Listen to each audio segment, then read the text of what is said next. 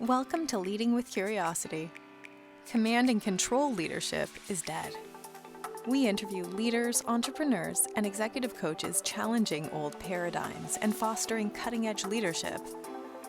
Here's your host, certified executive coach, Nate Leslie. A letter to the intrepid entrepreneur. I see you working hard all day, every day to bring your dreams to life, devoting countless hours to build your business, spending way too much money on the right course, the right program, the right coach, anything that might streamline your path to your dream. I see you posting on Facebook, Pinterest, and Instagram, appearing on guest blogs and podcasts, creating your content, sharing your story, perfecting your elevator pitch, working out the kinks in your about page, learning the ins and outs of copy that converts and sales pages that sell. I see you doing all the right things, checking all the boxes, showing up, diving in, giving it your all, and then some. Your drive, your devotion, and your ambition are practically tangible. I see you plagued with self-doubt, uncertain whether you have what it takes to make this entrepreneurial thing work, replaying all your past decisions, your missteps, your mistakes, vacillating between a mindset of abundance and opportunity and one of anxiety and self-condemnation, desperately trying to brave the storms in your business and your life as the winds swirl and the rain pours. I see you because I am you. I know all too well what it's like to have a dream, a passion, a desire for something great.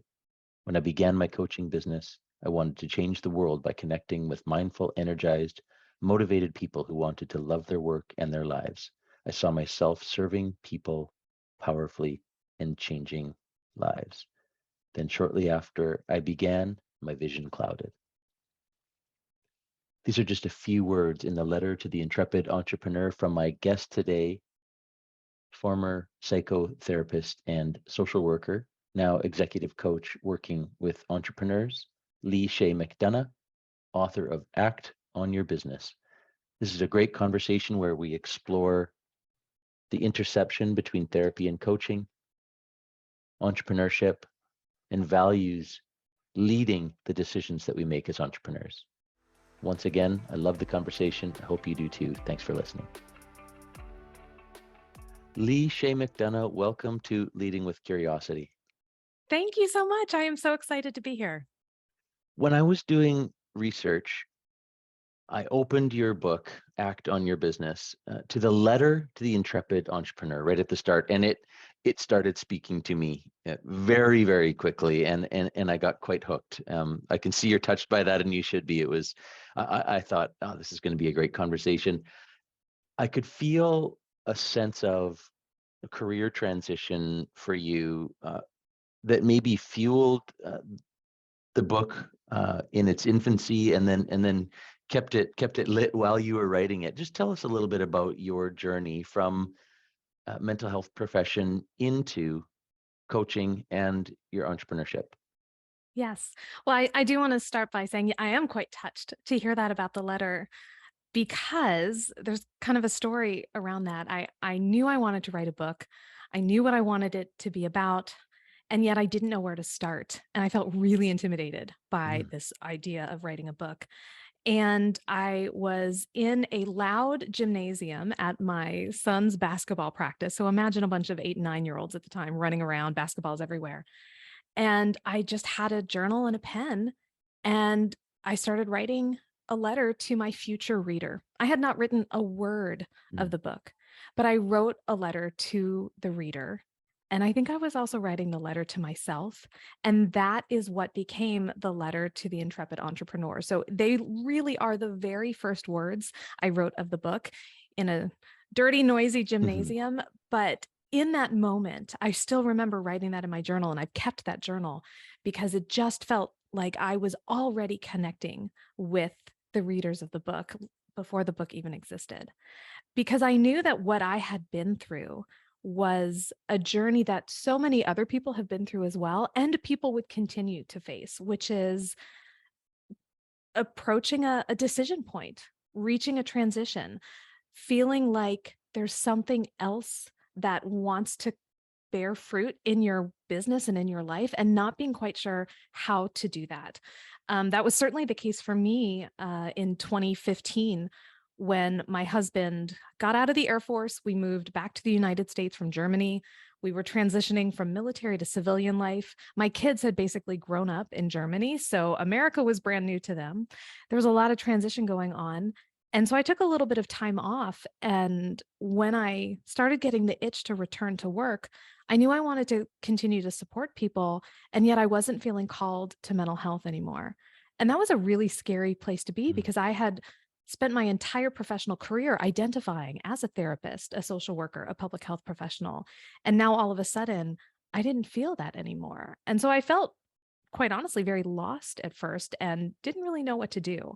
And I think that is an experience that's not pleasant, but in many ways it's universal. It may not be career related, but I think all of us go through Mm. times where we're faced with a decision and we don't even know what we're stepping into, but we know that we have to make a change.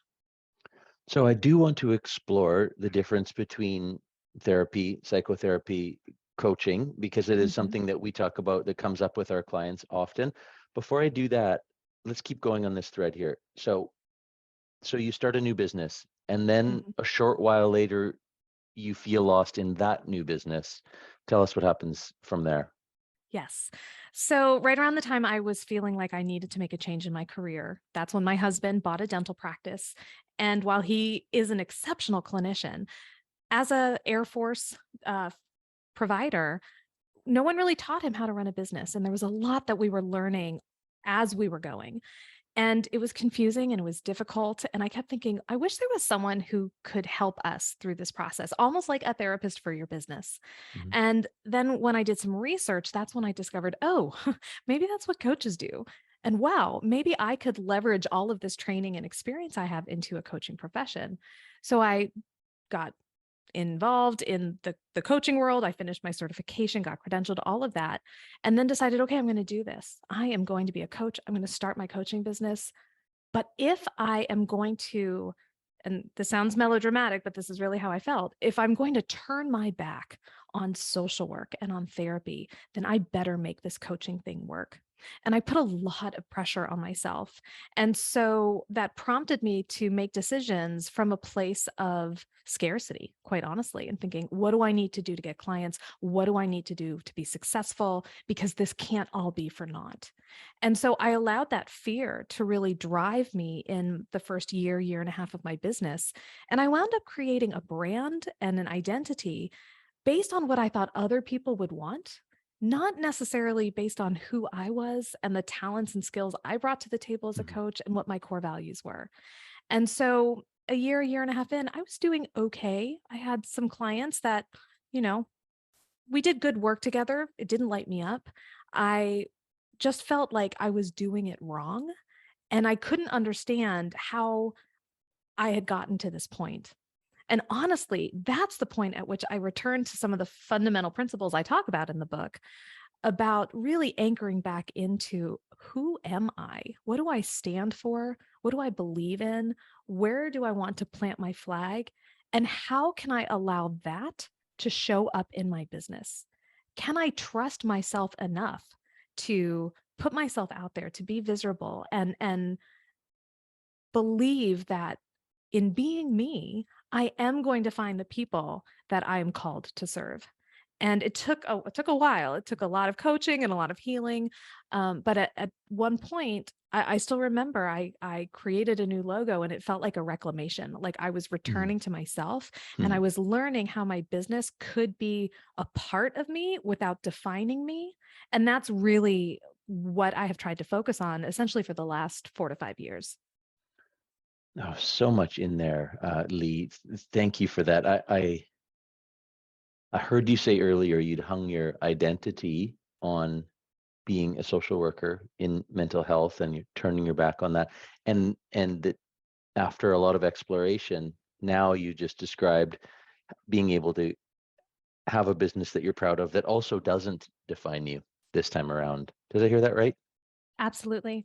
One of the things I talk about in the book actually is that we have certain core behaviors that we want to foster, and then certain shadow behaviors that crop up sometimes. And one of those shadow behaviors I call role playing. And that's where we allow our identity to be exclusively defined by the things we do.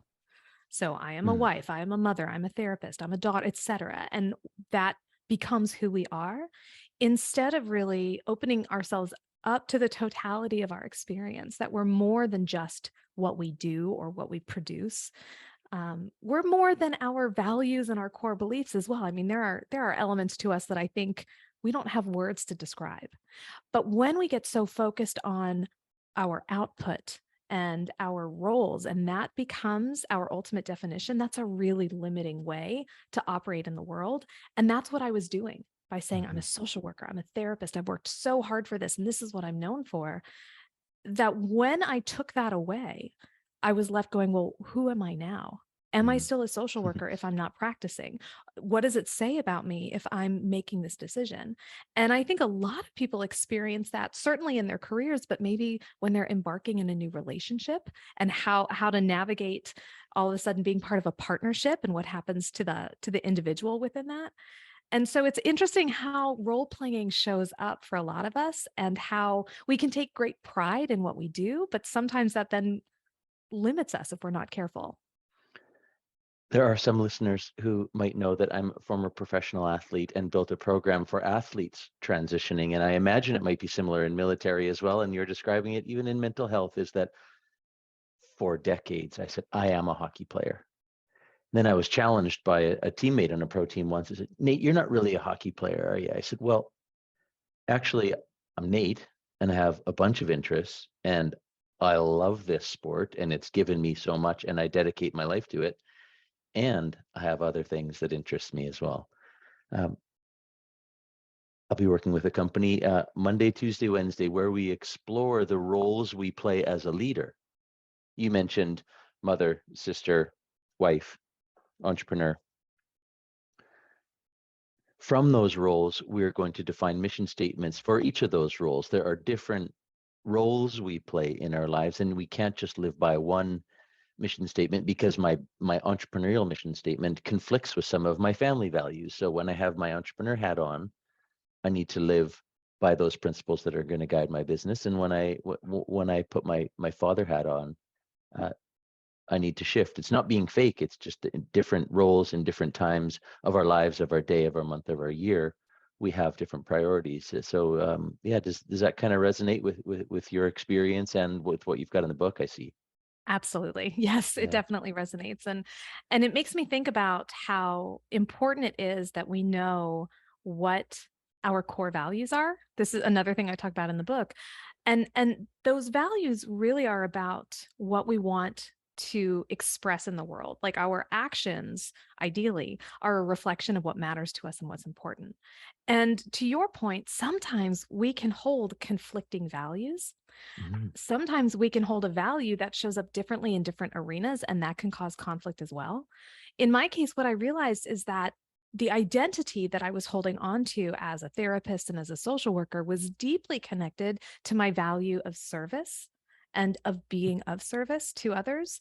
And so choosing to be a therapist or a social worker was an expression of that, but it didn't have to be the only expression of that. Mm. Mhm. And that I could express that as a coach, I could express that as a mother, I could express that as a spouse, as a friend. And so for me, moving away from the limitations of roles and into how do I choose to express my core values today really opens up a lot of possibilities. And so we see how having a role is certainly a part of that, but it's not all of that. My father, I watched be a teacher and then a professional hockey coach for 30 years. And as I got into sport coaching, he told me very early on, be you.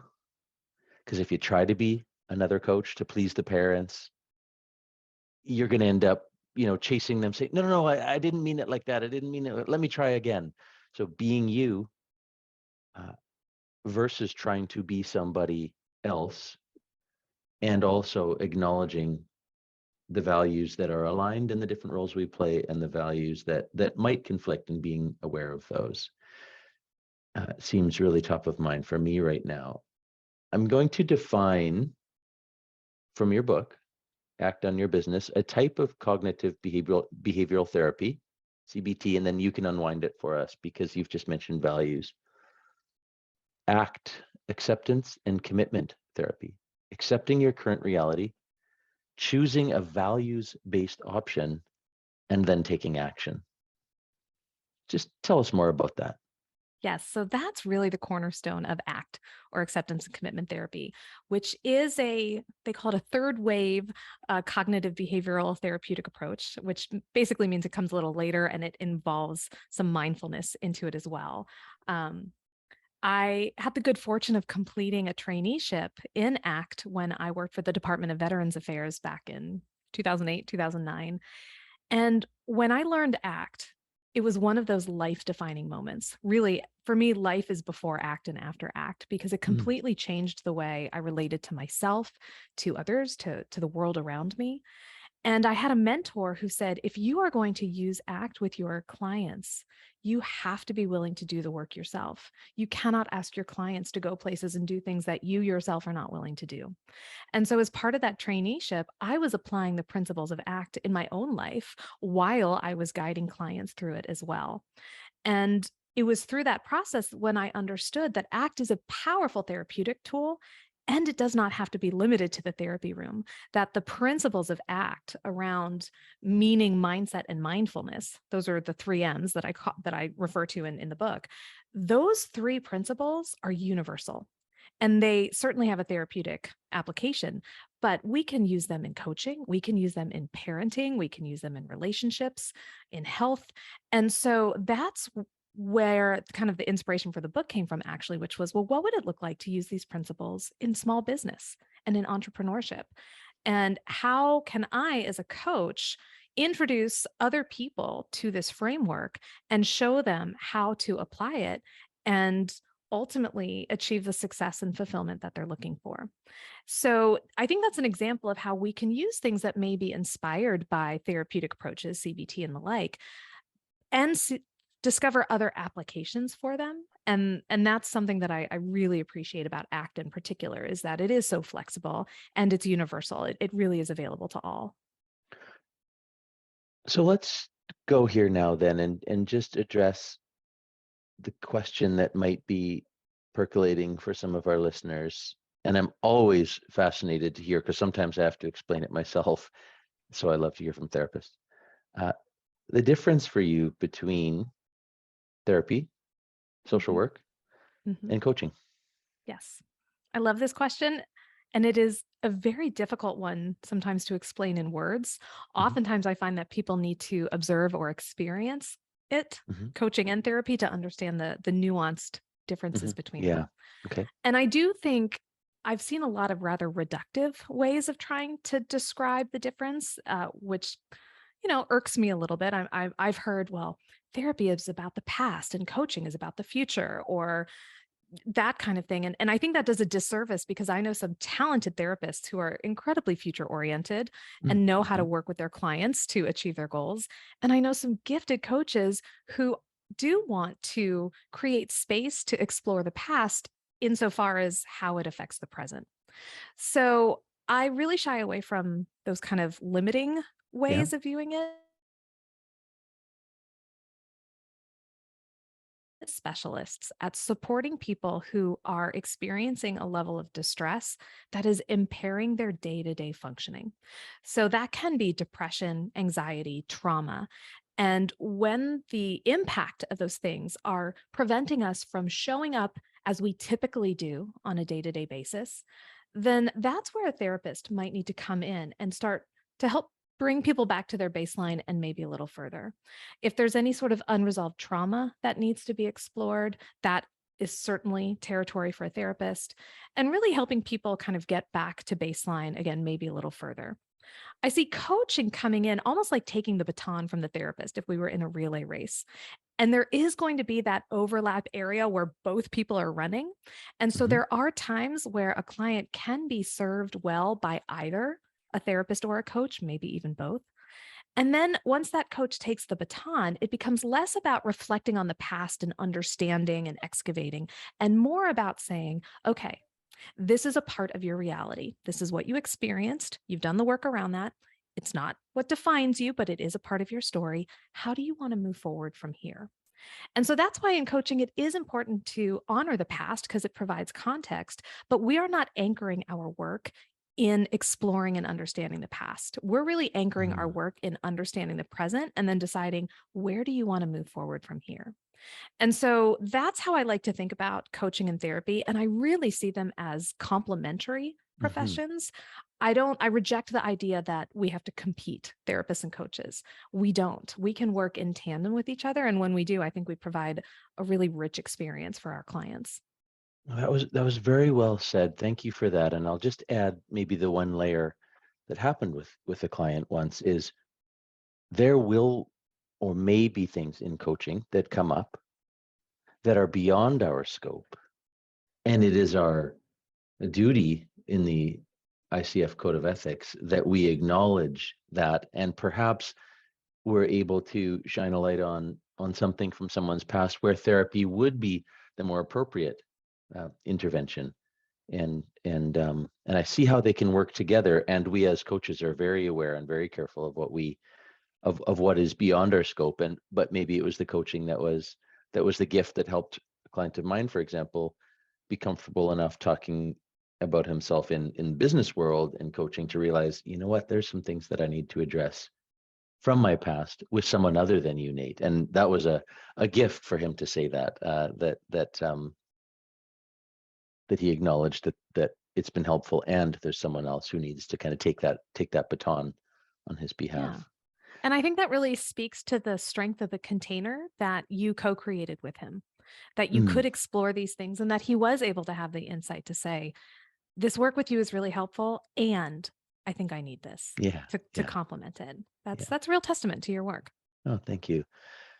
Let's head back to this entrepreneurial spirit now, and where these ideas have aligned for you in the three M's. I know that's foundational in the book: meaning, mindset, and mindfulness.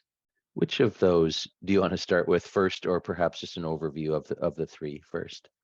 Yeah, I mean, that's the beautiful thing is we can start with any one of them.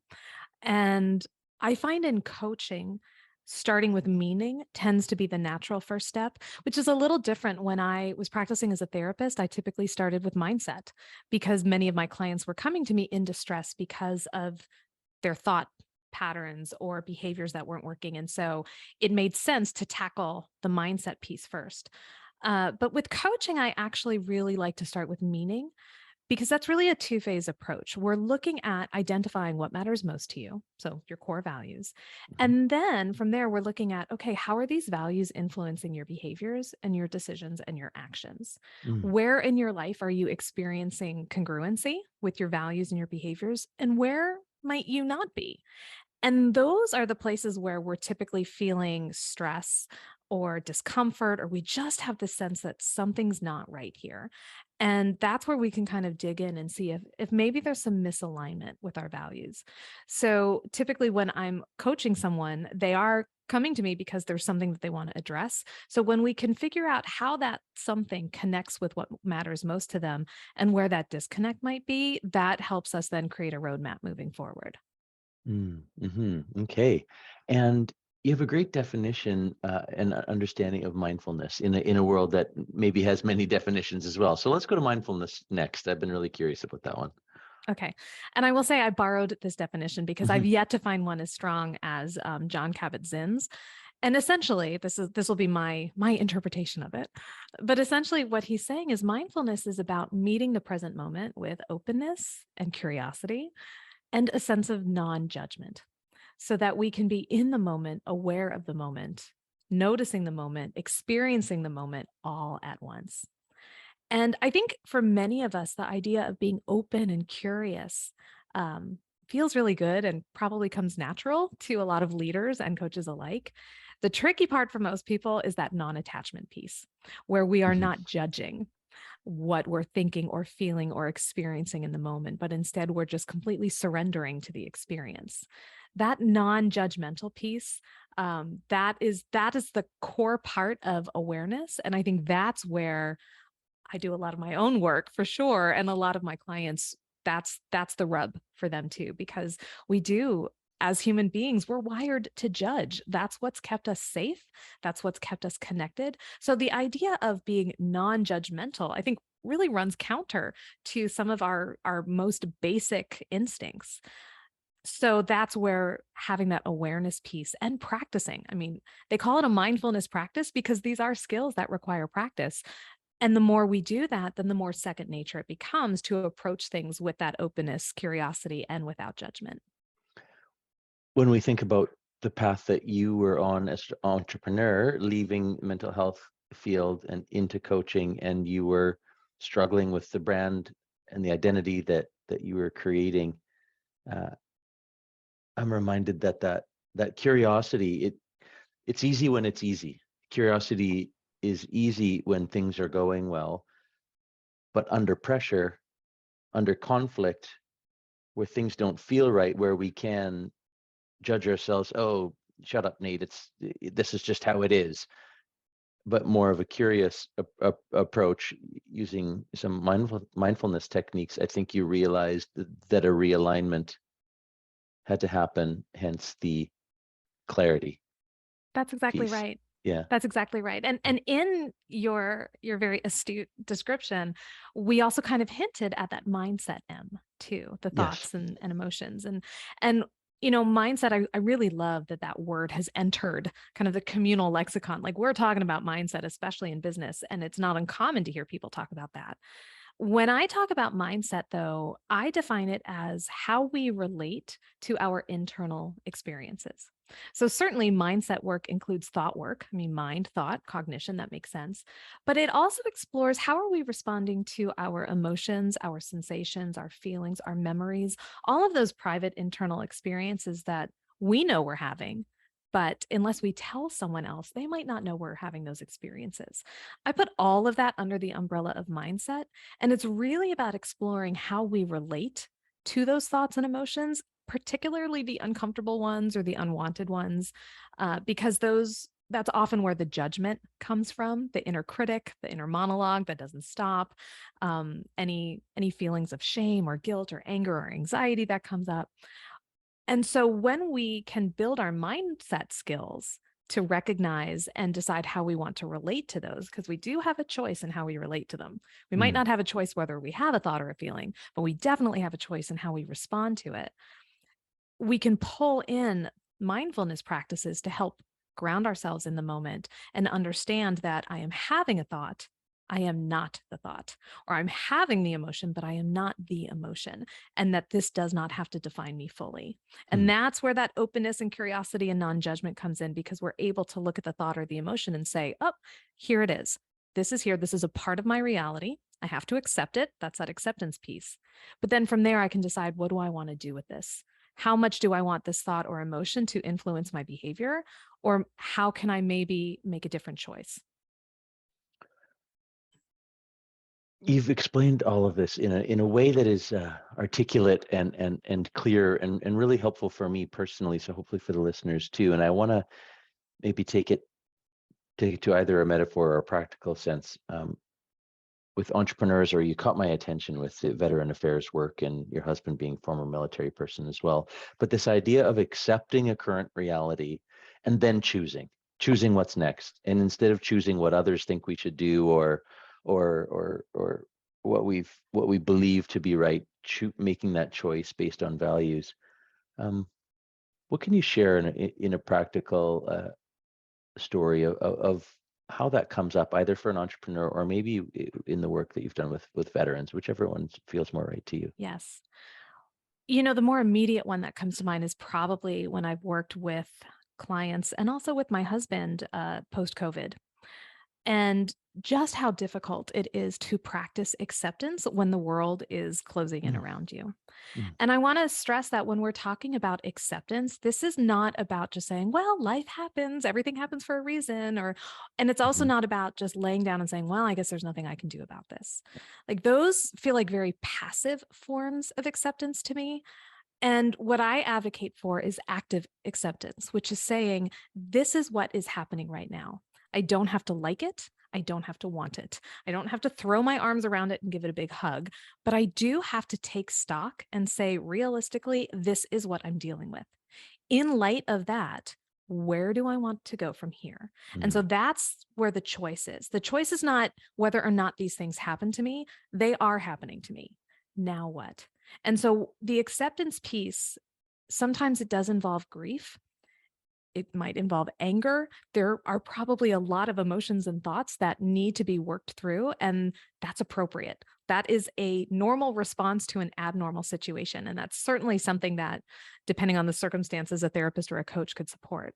And then once those thoughts and feelings have been expressed, then we can get to the point of where do we go from here? mm, That's where knowing what your values are can be so helpful because they become your compass, your guide in terms of how you want to show up. mm, So when I was working with clients who were all of a sudden having to shut down their businesses during COVID because they couldn't see people. My husband shut down his dental practice for a few months. I had therapists who all of a sudden realized I'm going to have to transition fully to virtual therapy. These were major changes that people did not want. It threatened their livelihood, it threatened the health of their business. And so I just want to be clear that the goal is not to rush into acceptance and say, okay, let's mm, figure it out. We do need to create space for the expression of those thoughts and feelings. And then we ideally get to the point where we can take action. mhm. I just pictured that, the use of that word container before, just putting all these facts into a container and then looking at them, seeing what's in there and deciding, choosing what we're going to do next. The word Mhm. responsibility, taking responsibility is the ability to respond. We have it in us. I'm going to use some of this. I have this, I have a hard time. I find myself an optimistic person. I try to be factual in the choices I can take. And I'm just going to generalize for a second. The characters in the coffee shop just complaining about the weather and complaining about any issue, and it has an ability to suck you in like there's nothing else to say. I've been working for a while now on what to do in that moment. It's so easy to just, I don't know, agree with them and move on. And maybe that's the route that I'll choose. But there's this opportunity to say, okay, what is at the root of what's bothering you about that? And what are you going to do now with that Yes. information? There's this Yes. the coaching moment without being patronizing. I don't know what it is. It's the old boys in the coffee shop are probably the hardest, for me to handle. But I'm just thinking right now how that negativity can suck in like a vortex everyone around them. I don't know. What do you make of that? No, I think you're right. I think we have very strong. I hesitate to use positive and negative to describe emotions because I Mhm. don't think emotions are inherently good or bad. But there are some maybe more destructive emotions, we'll say, that it is so easy to get sucked in. The energy of them is almost magnetic. I think on the other end of the spectrum, when we talk about joy, that's another one that can be equally as magnetic. But as coaches and as leaders, I think a lot of what we're called to do is figure out how to establish a flexible boundary so that if we choose to let in other people's emotions and experiences, we can expand our boundary to do so, but then we also know when and how to contract it so that we understand those are yours and these are mine. Mm, And and I certainly as a therapist, that's probably what I spent the first 10 years of my practice working on is how to mm. create those kinds of flexible boundaries where I can join with my client and I can empathize and I can be present with them. All And in right. therapy, even hold those emotions temporarily, but then I have to give them back. And that is a skill that I built in therapy that certainly serves me as a coach as well. I leave the coffee shop carrying their opinions with me. I need to give them back. Let them enter the container and then give them back. I like that. Uh, Lee, if we move towards a close of this conversation and we spoke for a few minutes to the entrepreneur who might be thinking of picking up your book, and we'll get to where they can do that in just a second. What do you feel is that biggest gift that your book, Act on Your Business, will give the reader? My hope is that the biggest gift the reader receives is a sense of belonging, a sense of knowing that they're not alone, in their experiences. Sometimes entrepreneurship can be a really lonely experience, especially Mm, those of us who are solopreneurs or companies of one, or maybe we have team members, but it's largely virtual. It can feel really isolating. mhm, And then we start thinking what we're experiencing is unique. We're the only ones having these unwanted thoughts and feelings. We're the only ones struggling, when in fact, I think it's actually more the norm. And so, what I hope is that when people pick up the book, it normalizes some of their experience and they feel like, wow, I'm not alone in this. And then it also provides a roadmap for where they can go from here and some very specific strategies and skills that they can develop to feel more empowered moving forward in their business. mm. That's great. Thank you. And I have a hunch they will be able to learn to accept their current reality, choose a values-based action option, and take action. Where can people find you, Lee, and where can they pick up the book? Yes. So please come find me. I'm at Coach with Clarity pretty much everywhere. So coachwithclarity.com, Instagram, TikTok. Yes, TikTok, Facebook at Coach with Clarity. And then the book is called Act on Your Business, Braving the Storms of Entrepreneurship and Creating Success Through Meaning, Mindset, and Mindfulness. It's available at Amazon in both Kindle and paperback. And if you'd like a taste of the book, I do have a free chapter all about the 3 M's available at coachwithclarity.com/act. So you can pick that up there. Lee, thank you for your time. Insightful, and I wish you all the best. Thanks for taking the time with us. I have loved this conversation. Thanks for having me. My pleasure. Thanks for listening to Leading with Curiosity. Please share, follow, and rate the show so that other leaders can make positive change in the world. Connect with Nate at nateleslie.ca. And remember, the brain behaves very differently when encouraged to think rather than told to listen.